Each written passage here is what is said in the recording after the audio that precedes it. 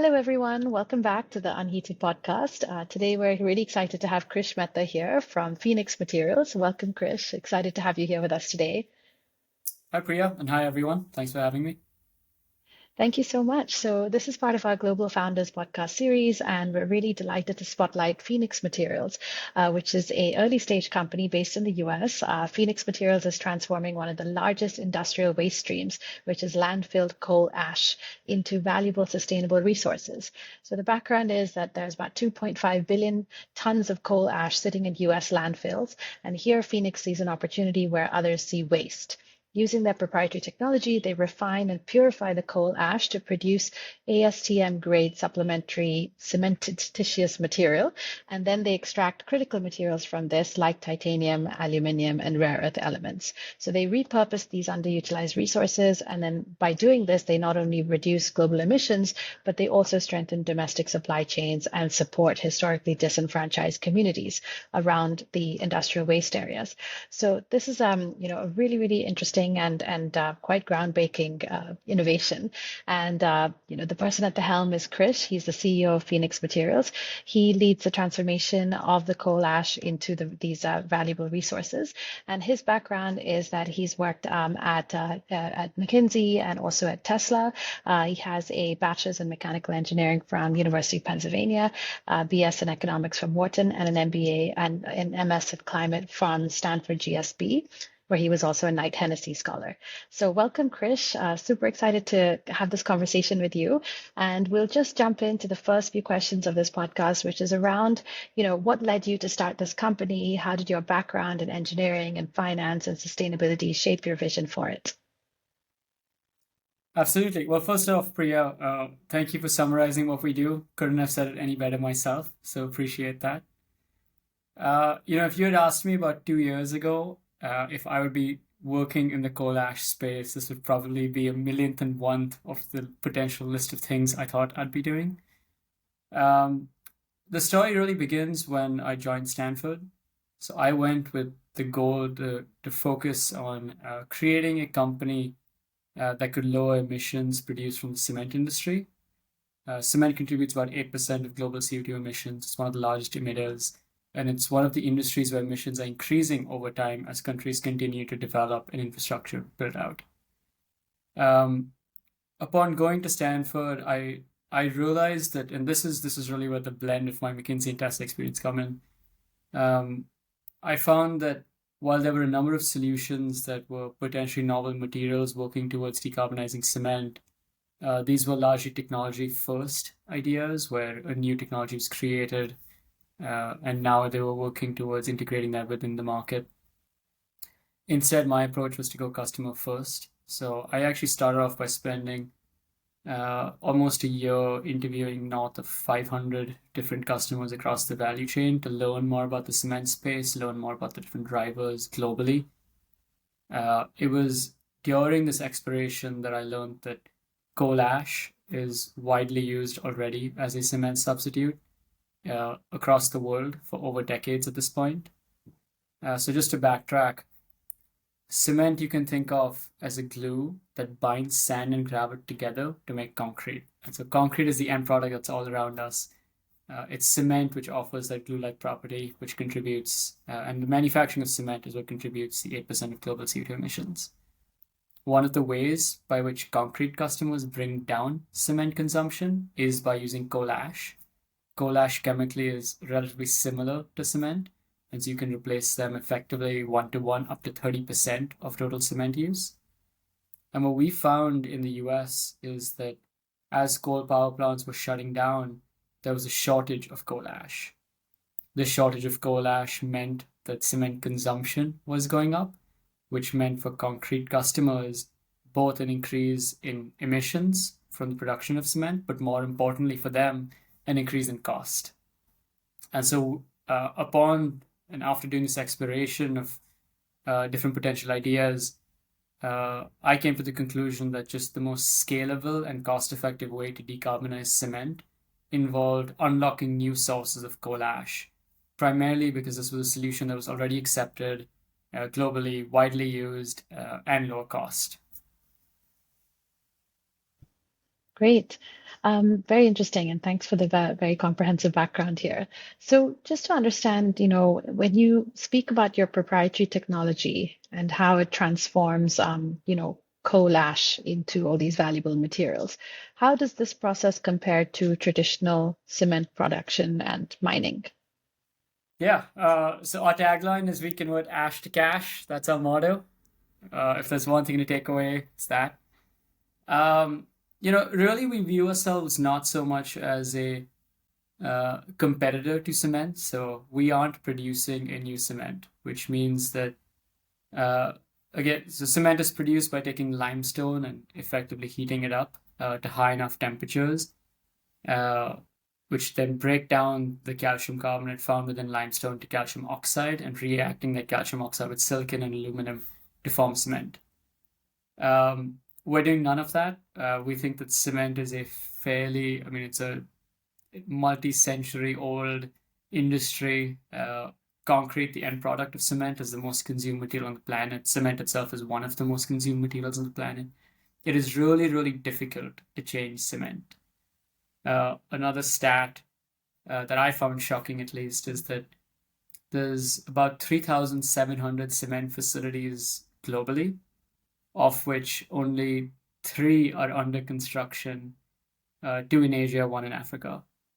And so the infrastructure that we're looking at within the cement space is just heavily entrenched.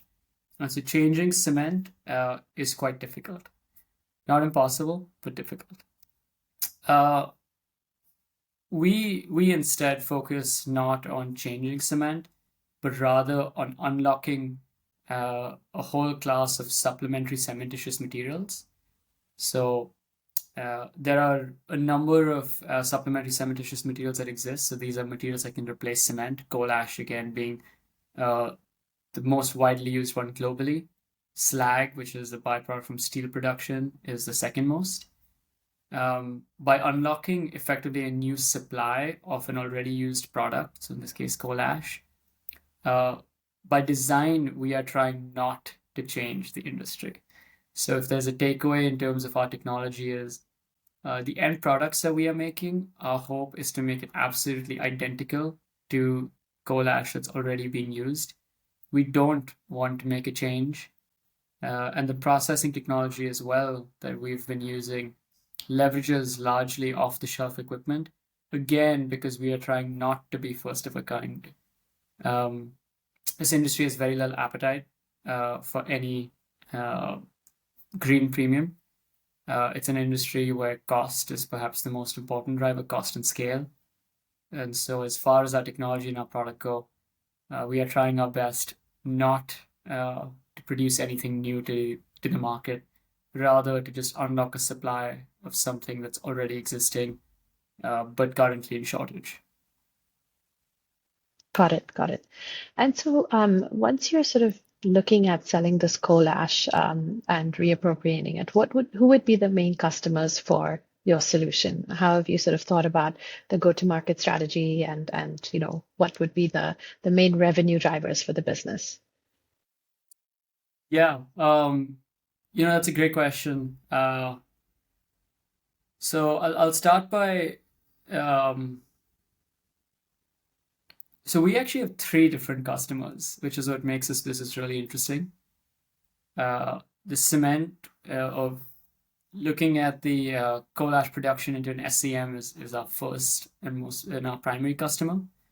So here we sell coal ash into existing customers of coal ash. So this would be in the US ready mix concrete makers. In Europe, it would be cement facilities in countries like India and other countries in the world. It's a mix of the two. So really, our customers are those who already use this product, but currently don't have enough of it. Just some stats for the US market specifically. So today there are about 12,493 ready-mix customers across the country. About 93% of them historically have had access to a reliable source of coal ash. By 2040, we anticipate that only 20% of them will have access to this material, just as coal plants continue to shut down. And so really it's that 80% of customers who historically have used ash but no longer have access to it that we'll be going after and that we'll be selling to, again with a product that they're already used to and already familiar with. The second type of customer that we work with, and this is common of other waste to value companies like ourselves, is the landfill owners themselves. So we actually view ourselves as serving two needs. So on one side, we sell a product to customers. On the other side, we're actually offering a service to utilities by cleaning up landfills. So the background here is that the coal ash that we're currently using is stored in landfills owned by coal power plants. These landfill sites have the ash in these landfill sites contaminate groundwater, or often contaminate groundwater, which leads to stringent regulations by the EPA mandating these sites to be cleaned up. And so if I'm a power plant, I suddenly have, or I shouldn't say suddenly, but I've rather created this liability over decades of burning coal that I now have to get rid of because regulations are mandating it. The existing solution for power plants is to move this material from effectively an unlined landfill, so one where the ash seeps into groundwater, and move it from this site to a lined landfill. This consumes a vast number of resources. It's fairly time intensive, and most critically, it's not a permanent solution because now you've moved ash from basically place A to place B. Who's to say that place B would not also contaminate groundwater in the long term and similarly be regulated? I give all this background because we offer a fairly novel solution to this industry. We are able to take their material and permanently, effectively dispose of it. This is a huge benefit, largely because by offering a permanent solution, we effectively take away the liability that these utilities bear. And so as we think of our customers, customer one is the cement player, customer two is actually the utilities. And I would argue that the driver, at least in the United States, is roughly equal between ready-mix concrete customers who want a cheap source of SCMs or of coal ash, and equal parts utilities that are looking for solutions to get rid of their material. And we've actually been seeing pull from both directions. The third customer ends up being customers of the metals that we produce. So by virtue of us taking this coal ash and then refining it, we extract metals as part of our production. Ash contains anywhere from 15 to 30% aluminum, 1 to 3% titanium, and about 10x the rare earth element content, that of the Earth's crust. And so there's a lot of value to be extracted from ash once you start processing it. We find that from just a revenue basis, a outsized percent of our revenue relative to the mass of product that we create comes from metals just because it's so much more valuable. And so the way we describe it to investors is, if we just took ash from a landfill, processed it, and sold it as an SCM to concrete companies, this would be a good business. We would have sizable gross margins and we'd be able to grow. If we are able to offer a service to utilities and to landfill owners, whereby we become a vendor to them, this becomes a great business. It becomes one with extremely outsized margins and something that we think would be very exciting. And if we are able to extract the metals as well from the ash at reasonable scale with appropriate cost, then this becomes an incredible business. Then we would then become an ash refining company as opposed to just a green cement company. And that very much changes the dynamics of the economics for us. Yeah, absolutely. I think that particular revenue stream is really exciting and can really, I would say, be once you reach that inflection point, can really be a game changer for the industry. Um, and just to, understand when you were conceiving this idea, of course, you obviously had thought about the way that you would go to market, the type of funds you would need to raise. This is obviously a capex intensive business. So how did you go about thinking about the funding mix for your company? And also, if you are to think about it in a few years' time, are there going to be lots of other players competing for the same type of funding? How are you thinking about your placement in the landscape? Yeah, absolutely. I think from that point of view, I'd have to give a shout out to our investors. They've been just extremely understanding, thoughtful. They believe in the mission, they believe in us, and just extremely value additive. And so, a huge shout out to the team at KDT Ventures, Overture, and Divergent. We would not be here without you, so thank you. Um, no, I mean, I think from that perspective, the uh, climate investing ecosystem, both in Europe and the US, um, has become a lot more comfortable with relatively capex heavy hard tech startups like ourselves.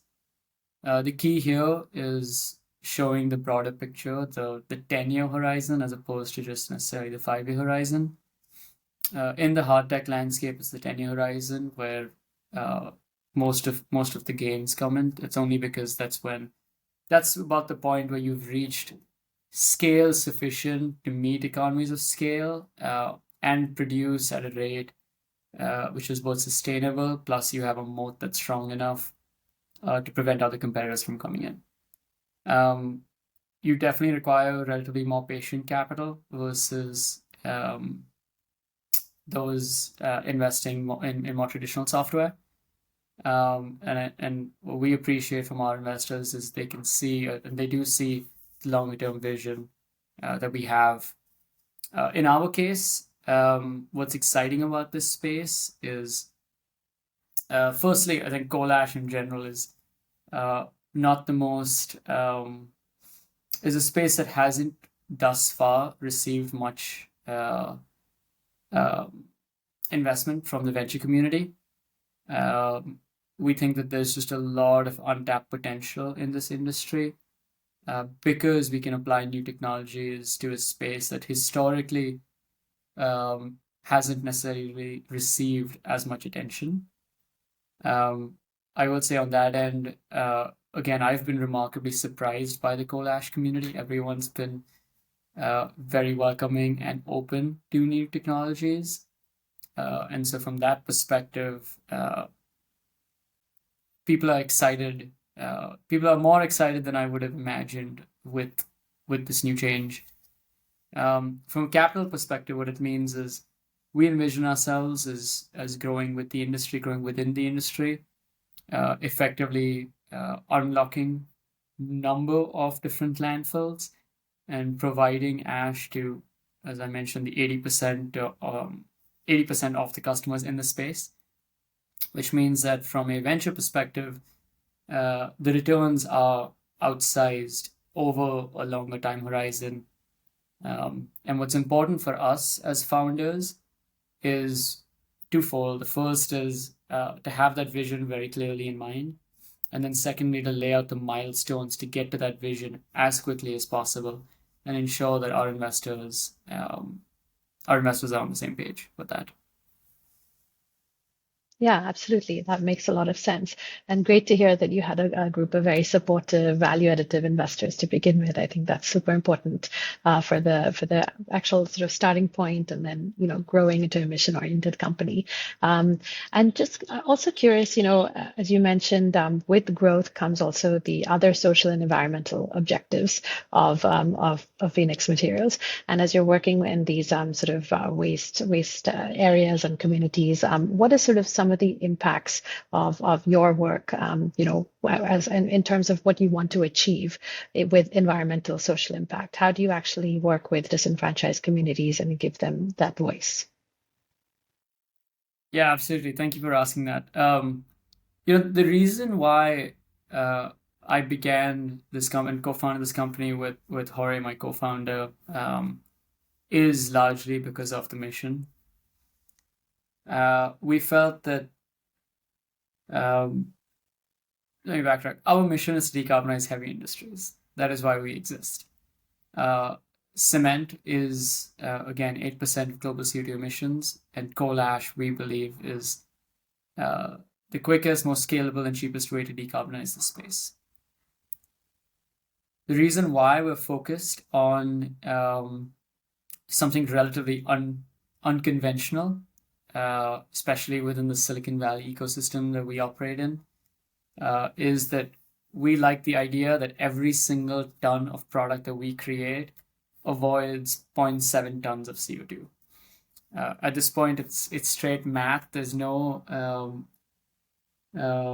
uncertainty around it.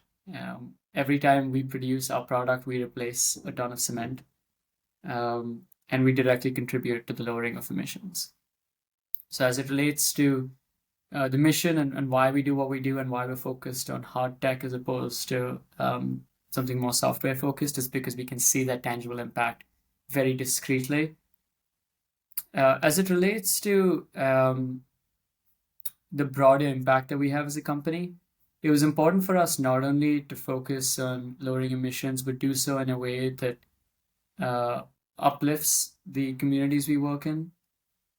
Over here, it was we found this opportunity again by cleaning up landfill ash sites that currently contaminate groundwater. So in the US, again, another damning statistic, 97% of landfills are located in areas that are classified as either minority or low income. This is not, I suppose, a surprise when you think of just the waste and where it typically gets disposed of. What it has meant is that these are communities which have largely not had a voice.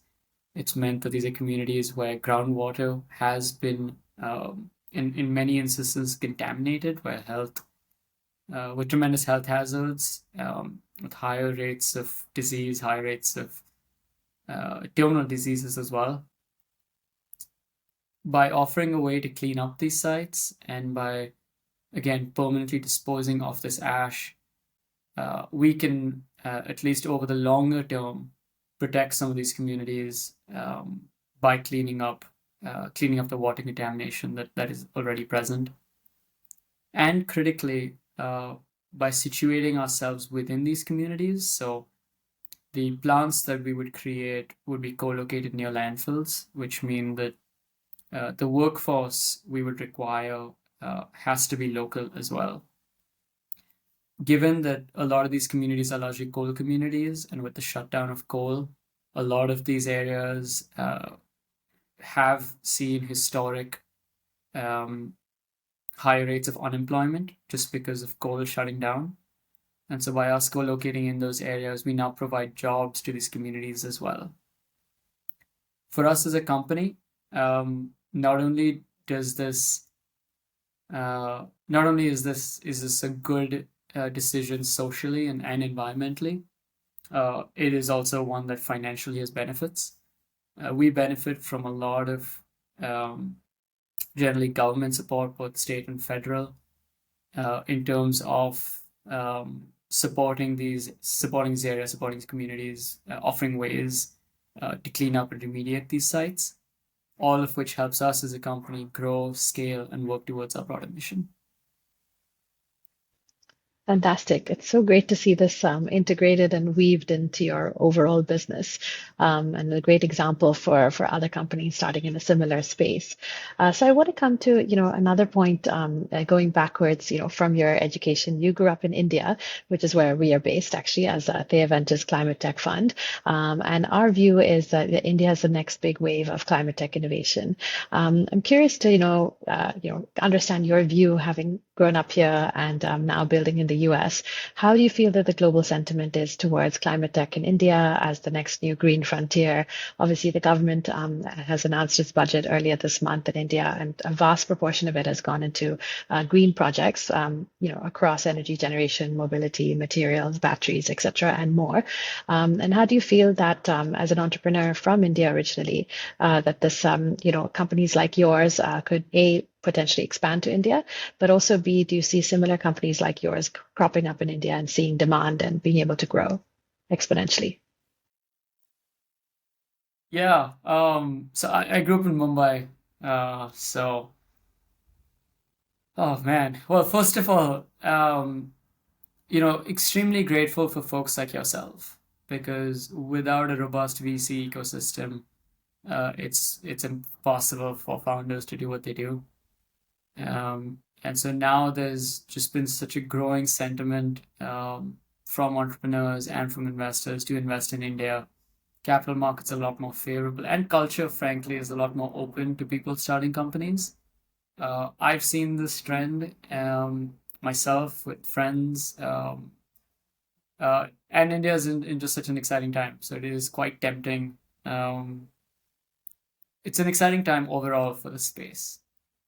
I think as it relates to the climate ecosystem in India, I'll start by saying that I'm by no means an expert. Most of my experiences have been at this point in the US. What I've found generally is huge appetite as it relates to increase in renewables, increase in EVs, and everything related to the battery space, and increase in investments related to offsets, so carbon offsets. If I remember, I was working in the carbon offset space, and I think India is the largest issuer of carbon offsets, voluntary carbon offsets, that is, today. So there is a pretty robust market in place and growing. From at least conversations I've had with other founders in the space, hard tech, and by hard tech I mean folks working on startups with physical products. That's still an ecosystem that has not yet grown to the same extent as it has in the US and the EU. Focus largely thus far has been on software, and that's probably right. Hardware tends to be more capital intensive in the short term. In the long term, I would argue that, actually, I wouldn't even argue. In the long term, statistics show that hardware and software end up requiring the same amount of expense. It's the short term really where hardware tends to be a little more capital intensive. That ecosystem is still growing. That's one that I'm personally keen to see evolve over time in the country. And the reason for that is clear in that if you're truly focused on lowering emissions, you have to look at emissions from countries like India and China. At the end of the day, that is where most of the CO2 emissions are generated and will be generated in the future. If you take cement production as an example, the US consumes about 2.5% of global cement. India conversely consumes about 7%. In the US, that number is fairly flat. In India, that number is growing.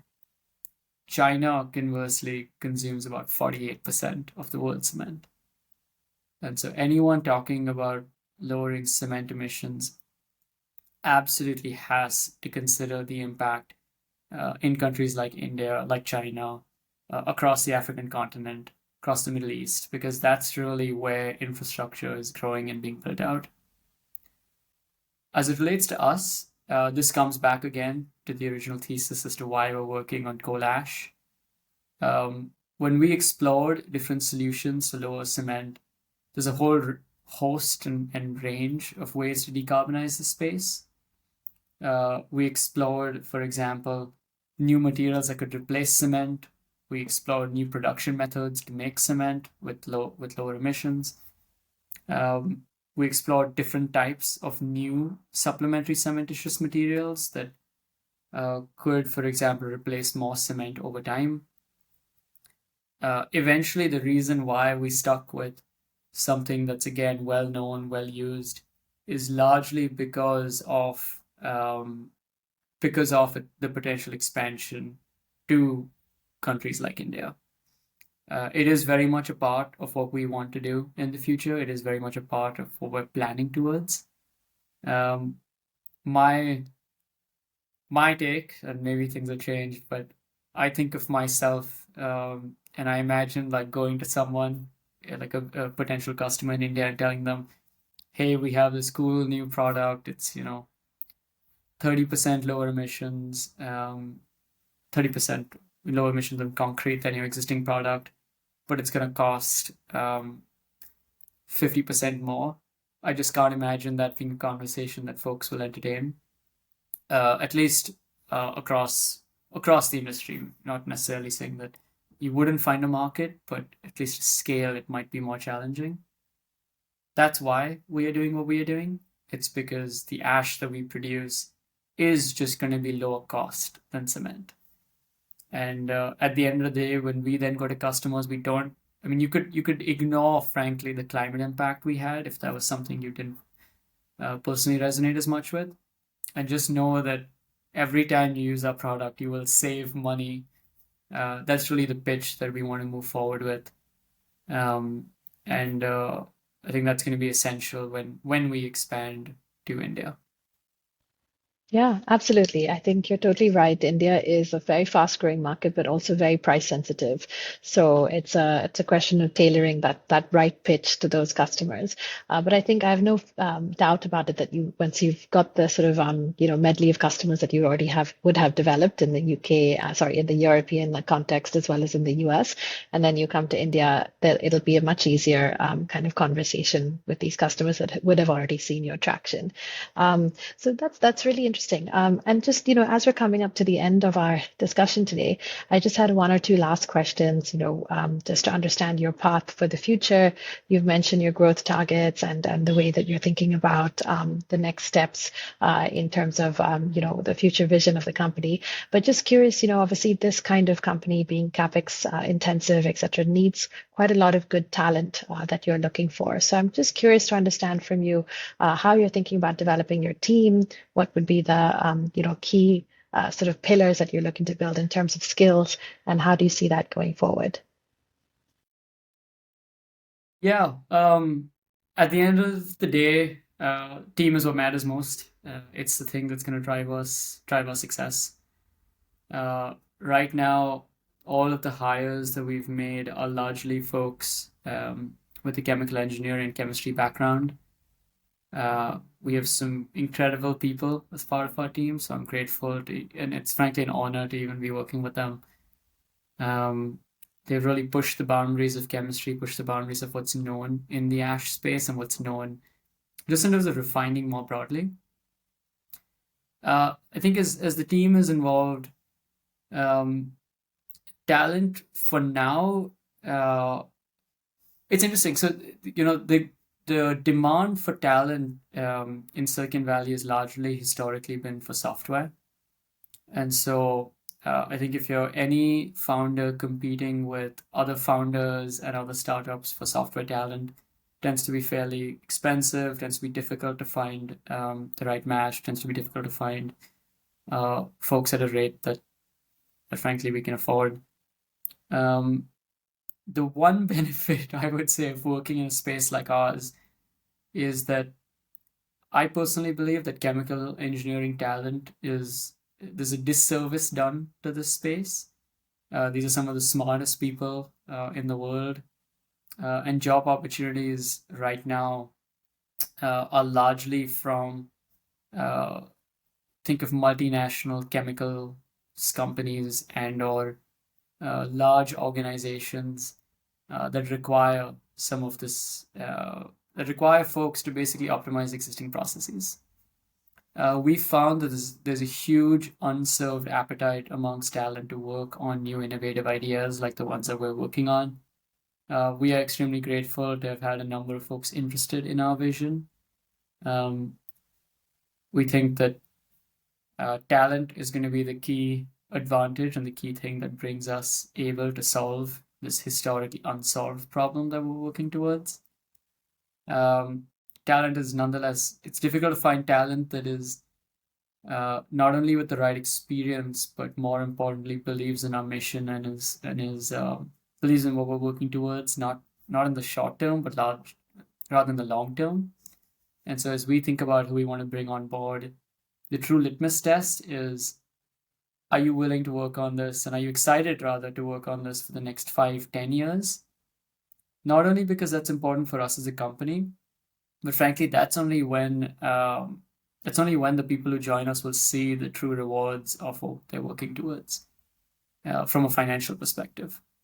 And so, really, it's in both of our best interests to partner together for the longer term. And I think from that perspective, we are just very grateful for those who have joined our team thus far. So maybe shout out to the team as well, without which we would not be here. Excellent. Really, really exciting to hear this. And any last sort of tips or advice for founders who are just about to start out? I mean, this was you a few years ago. Any sort of thought process? Because obviously you've been very fortunate to have had the work experiences that you've had at global companies like McKinsey, Tesla, and then also through your education as well at premier education institutions. Just curious, for people who, may or may not be able to have that kind of global exposure, what do you think could be some advice for them looking to start and looking to build a transformative company like yours? Yeah, I mean, honestly, just do it. There's actually no way to replace the experience of really working on your own startup. Certainly, uh, it has helped for sure having experiences at these companies and institutions. Uh, it's guided me towards what I think is a way of working and a way of resolving issues. But at the end of the day, this is still all a first for me as well. Like, I didn't have to deal with vendors not giving things on time at my previous companies and have to call them up like 50 times a day to get things done. I didn't have to deal as much with um, the kinds of challenges that we face literally every single day. There's really nothing that can replace starting a company from a learnings perspective. I think what I've seen definitely in North America. I think growing in India, and I mentioned this briefly. There's a growing appetite culturally for people to start a company, where there isn't necessarily the same taboo of hey, you started a company and it hasn't gone well, now what happens? I think people are increasingly appreciating the experiences you get by founding a company, just from a talent perspective. And so even as you think about, hey, what happens if this fails? The downsides are relatively limited. And so my biggest advice would be, don't overthink it, just start and then move forward. As it relates to advice post starting, my biggest and most important piece of advice would be focus on what really matters in your industry. In our industry, the only two things that matter are scale and cost. We could have the best technology in the world, but if it doesn't scale and if it's at a cost premium, it's going to fail. And so technology is not the thing that matters. Technology is a lever to get us to scale and cost. I would push to figure out what those metrics are in your industry before beginning, so you recognize both how to focus your efforts, how to build your team, and whether you're the right fit for that industry. And then once you do determine that, just do it. Excellent advice. Thanks so much, Krish. I think a lot of people would be quite inspired, especially given your experiences building a company from scratch, after having come from consulting and engineering. So super inspiring. Thank you a lot. Thank you so much for sharing. And I think with that, we'll sort of close on today's conversation. But it was fantastic having you with us today, and really looking forward to more discussions with you, more collaborations, and all the best with building PHNX Materials for the next stage of growth. Likewise, thank you, Priya, and thank you, everyone. Bye. Thank you. Thanks so much, Krish. Bye bye.